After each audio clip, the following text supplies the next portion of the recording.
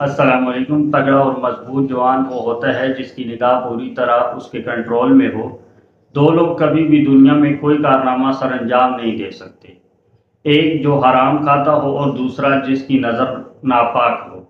محمد بن قاسم جب یہاں آئے تھے تو ایک دن بہت پریشان تھے۔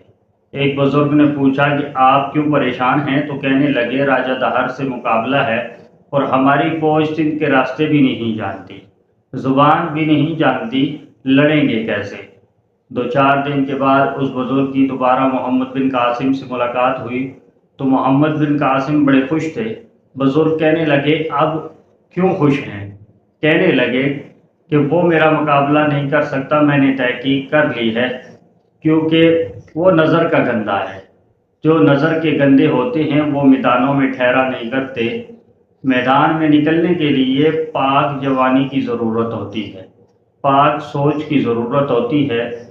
جو راستے اللہ سے جوڑتے ہیں، اللہ کے نزدیک کرتے ہیں، وہ بہترین راستے ہیں۔ اللہ کی طرف جانے والا ہر راستہ دل کو سکون دیتا ہے اور ہمیں ایسا محسوس ہونے لگتا ہے کہ اکیلے ہونے کے باوجود کوئی ساتھ ہے ہمارے۔